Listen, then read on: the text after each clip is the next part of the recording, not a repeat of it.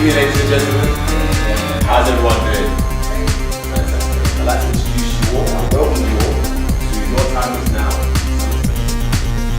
I would say if you haven't done the work, you don't work hard, you've got good grades, then aim for the top universities if you're doing law. I'm not necessarily saying Oxford or Cambridge, but what I am saying is look at the league tables and find out what universities are excelling in law, what universities are rated in the legal profession. Why do I say this? Because if you go to the right universities, a lot of these big firms will go to those universities to recruit, to look for trainees, to look for graduates. So it makes life so much easier if you're there already because they come looking for you. Whereas I didn't go to sort of like a red brick university as it were, so I didn't go to a traditional university. So I had to work twice as hard to get myself out there, to make sure I was noticed and to prove myself. So this talk is all about what you can do to make life easier for you once you embark upon this journey.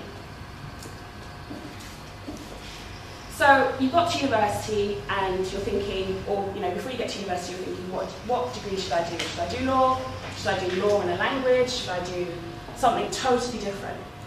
My advice is, well, if you're doing, if you want to go into the legal profession, then obviously a law degree is the most obvious choice.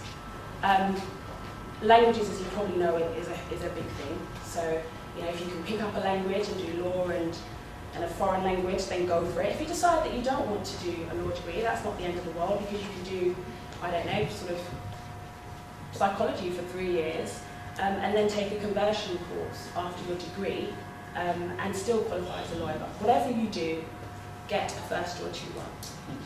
That just makes life, again, so much easier.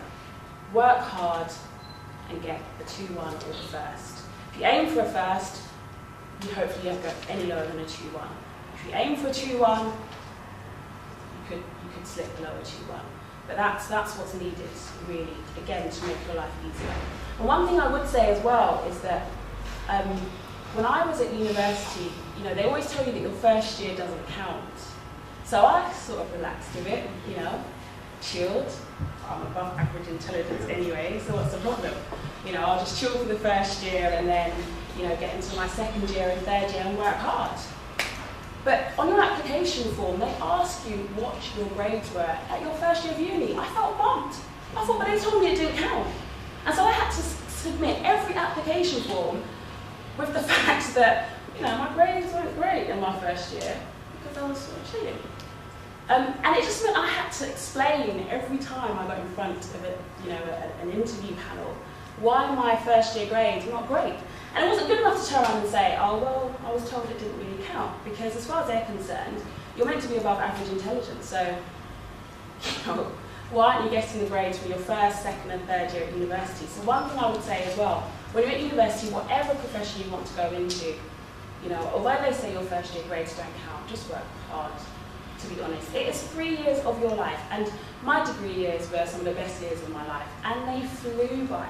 So for those 3 years that you're there, just work hard, just stay focused, because it does all count. And whatever profession you're in, it is so competitive now, so competitive. So whatever you can do, and I keep on stressing this, whatever you can do to make your life easier when you get into the professional world, just do it.